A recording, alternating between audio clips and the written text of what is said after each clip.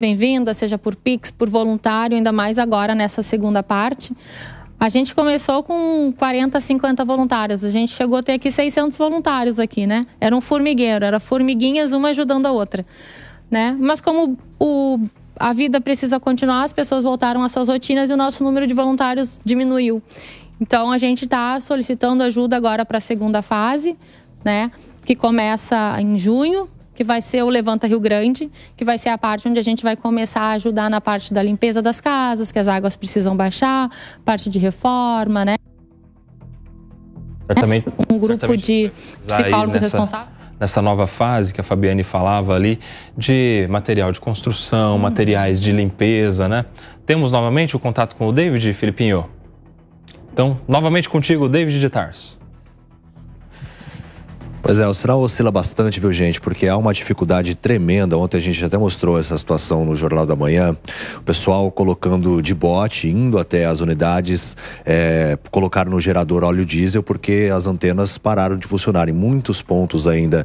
Não só aqui de Gravataí, de Porto Alegre, na região metropolitana, porque para quem não se identifica muito com a região, Porto Alegre fica aproximadamente 30 quilômetros daqui de onde nós estamos falando ao vivo. Então há essa dificuldade de conexão, as redes estão sobrecarregadas porque algumas pararam de funcionar por conta dessa falta de energia e há esse esforço para restabelecer a internet, porque além do contato via internet, também para as equipes, essas coordenações desses grupos voluntários, eles se falam muito por meio dos grupos de WhatsApp, enfim. Então essa coordenação é feita por meio também da internet. Então há essa certa dificuldade ainda. Eu agradeço demais aqui a entrevista com a Fabiana, que eu vou passar. Obrigado, viu? Muito obrigada, pessoal. A gente agradece todas as ajudas que tiveram e a gente está aberto aí, solicita de novo a ajuda de vocês para a segunda fase, que vai ser o Levanta Rio Grande, que a gente vai precisar de voluntários, várias outras coisas, tá bom? Muito obrigada e gratidão a todo o Brasil por todas as ajudas que a gente teve até agora, tá bom? Legal, muito obrigado. E a informação também, eu vi uma discussão, acho que foi o Tavares que comentou isso aí no estúdio, em relação a quanto tempo essa água deve demorar para baixar.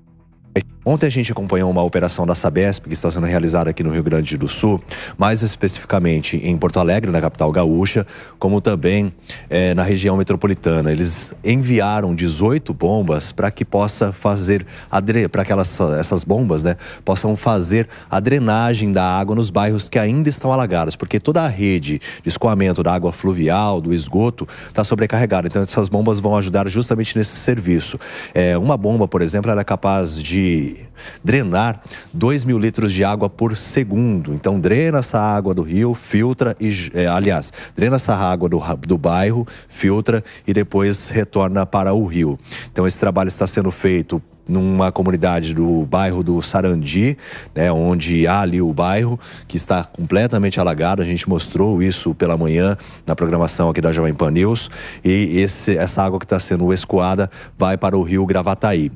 Mas uma outra bomba também deve ser colocada nos próximos dias, a previsão até nesta segunda-feira, amanhã, no aeroporto Salgado Filho, para escoar, na verdade, a água do aeroporto Salgado Filho. Então esse trabalho vem sendo feito, mas a estimativa é de que demore pelo menos de 15 a 20 dias em alguns pontos. Algumas casas ainda continuam completamente submersas dentro da água realmente, e agora há esse trabalho dos moradores, aqueles que conseguem adentrar as casas para fazer a limpeza. A gente viu essa situação acontecendo no centro histórico, alguns lojistas retornando e contabilizando os prejuízos. A gente vê sim muita tristeza das pessoas que perderam tudo, aquelas que não têm condições de retomar a vida, uma dificuldade tremenda. Algumas até mesmo tentando recuperar documentos também. Muitas pessoas hoje foram em busca de recuperar esses documentos justamente para que possam fazer os saques, por exemplo, do Fundo de Garantia, do PIS. Então há essa situação acontecendo aqui no Rio Grande do Sul e a gente tem acompanhado todos esses trabalhos. Vê muita tristeza sim de um lado, mas também vê muita solidariedade de outro, né, dessas pessoas que se unem, que fazem esses grupos, que realmente têm ajudado. E não só aqui do Rio Grande do Sul, voluntários de todo o país estão vindo para cá, contribuindo também com mão de obra e no envio de donativos. Então, apesar de toda essa questão triste de vidas perdidas, 155 pessoas infelizmente morreram por causa das chuvas, há também essa questão envolvendo a solidariedade que motiva a gente também a acreditar na humanidade, a acreditar no ser humano. Mas, por outro lado, em relação à segurança, 130 prisões, de acordo com o último balanço, foram registradas em toda a Rio Grande do Sul, todo o estado. Detalhe, que quase 50 prisões ocorreram nos abrigos. Ainda há pouco, vocês estavam discutindo sobre isso, ainda há essa situação de conflito nesses abrigos e crimes sendo cometidos. Os mais comuns são saques, até mesmo a questão de estupros acontecendo em abrigos, então ainda há essa situação, infelizmente. As forças de segurança, a Brigada Militar, até mesmo com o apoio de outros estados, têm feito patrulhamento por meio de barcos, mas ainda tem acontecido. Uma situação que parou em relação à segurança pública foi aquela que a gente até mostrou sobre os piratas, que pessoas que simulavam, olha, estou precisando de ajuda. Aí o pessoal voluntariamente ia ajudar e acabava tendo a embarcação levada pelos criminosos. Então, policiais à paisana conseguiram identificar essa quadrilha e dessa forma fazer com que eles fossem presos. Então, 130 prisões em todo o estado, de acordo com o último balanço da Secretaria de Segurança Pública, viu, Kobayashi?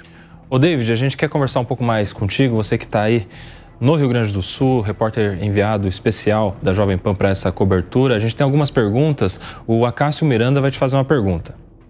David, boa tarde. Você chegou no Rio Grande do Sul na sexta-feira, E por conta do fechamento do aeroporto Salgado Filho, você foi de carro. Eu queria que você falasse um pouco sobre o tempo que demorou essa viagem e a situação que você encontrou chegando próximo a Porto Alegre, relacionada ao trânsito, aos voluntários. Que você falasse um pouco sobre essa experiência, amigo.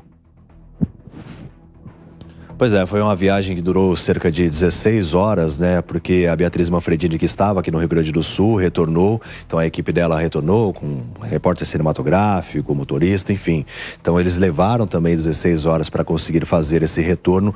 E na vinda, a gente não sofreu muito com o trânsito. Pegamos um período de chuva, alguns trechos de chuva, já chegando aqui entre Santa Catarina e no Rio Grande do Sul.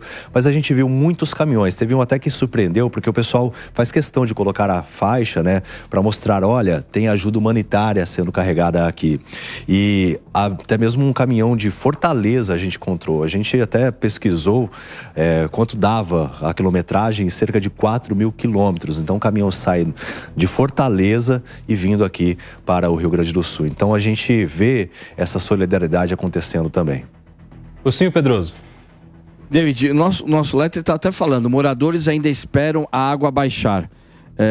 Mas eu te pergunto, as informações é que ao longo desses dias a água já baixou, e eu quero saber se tem famílias já de alguma forma saindo do abrigo e indo para suas residências, ou ainda é inviável isso acontecer? Pois é, em alguns bairros é possível sim a pessoa retornar, mas há essa dificuldade, porque o básico foi perdido, como por exemplo colchões, o pessoal está até fazendo aqui colchões, então o básico foi perdido diante dessas chuvas, Muitas pessoas não têm condições de comprar, então estão em busca de ajuda. Uma outra situação também que a gente encontrou no município na proximidade ali de Porto Alegre, em Eldorado, eu tinha esquecido o nome, agora me recordei, em Eldorado a gente viu a seguinte situação, uma família que estava dormindo na barraca, porque a água ainda continuava dentro da casa, na altura do peito, assim, e as pessoas estavam optando em ficar em barracas. Por quê?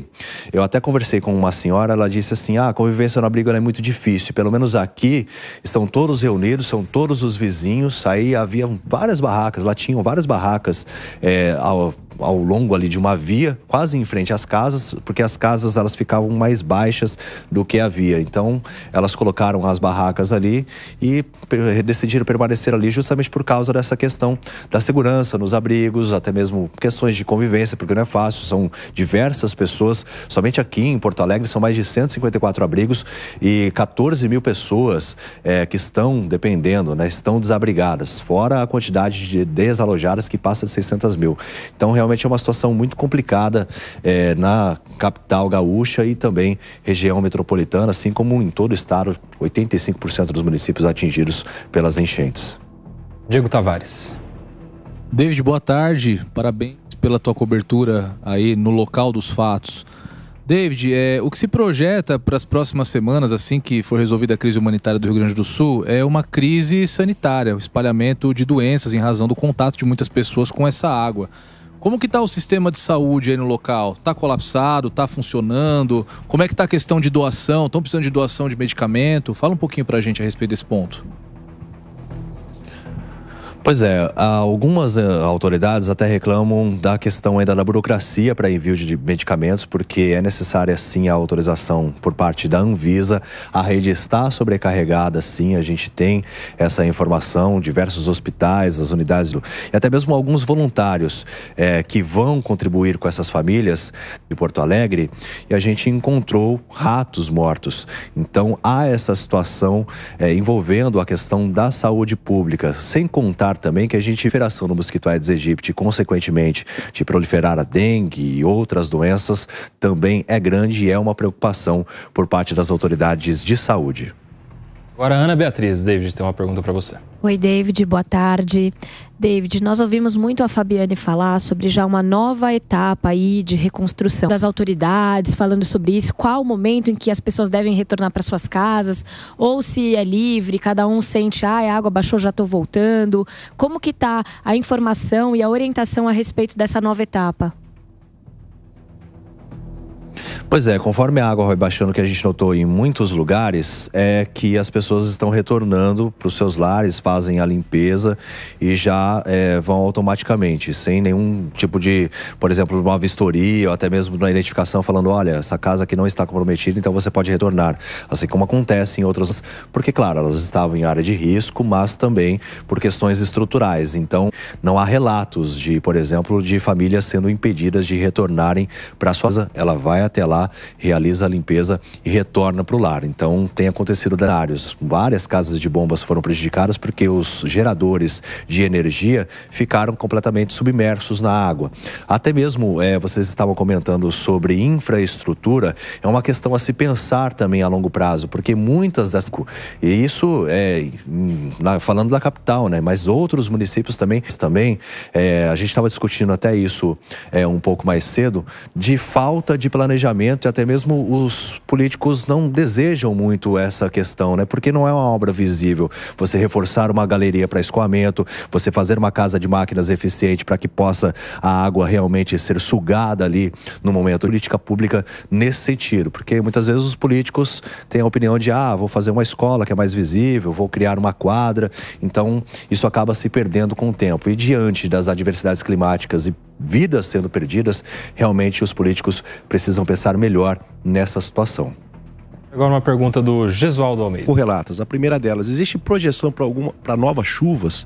Existe esse risco de novas chuvas a curto prazo? E se não, claro que falar que a vida vai voltar ao normal seria um exagero, mas qual uma projeção média, pelo menos para que o rio baixe, para que as águas baixem, as pessoas possam retomar pelo menos a circulação? Pois é, há projeção sim de chuva intensa ainda ao longo dessa semana, mais especificamente na terça-feira, pelo menos essa é a previsão nesse momento, quilômetros de Porto Alegre, para que vocês também possam observar. Olha, o céu está completamente encoberto, em alguns momentos do dia até chegou a garoar, mas uma garoa bem fina, só que a chuva pode... Alguns lojistas com quem a gente conversou ontem, estava dizendo justamente isso, né? Falou, forte, então realmente é um odor assim de coisa podre, sabe? Tentar retomar a rotina, mas há essa previsão de chuva intensa ainda nesta semana. Tomara que não se confirme, mas fato é que o céu está encoberto aqui de onde nós falamos ao vivo, em Gravataí, também em Porto Alegre. Eu estive por lá hoje de manhã, então a situação é delicada nesse momento e há essa preocupação. Afinal, também em Santa Catarina há previsão de chuva forte já vindo também, e alguns pontos, até mesmo o abrigo já está sendo montado para receber possíveis famílias que possam precisar desses abrigos. Então a gente está acompanhando com bastante preocupação toda essa situação aqui no Rio Grande do Sul, Santa Catarina, que pode também avançar e ter chuvas intensas e riscos de alagamentos. Tá aí, quero agradecer demais a sua participação, David de Tarso, enviado especial da Jovem Pan para a cobertura da tragédia no sul do país pelas enchentes, já esteve em Porto Alegre, agora está também ali na região metropolitana, em Gravataí. David de Tarso, Cristiliano Silva, um bom trabalho para vocês. Parabéns pela cobertura. A gente volta a se falar na programação da Jovem Pan.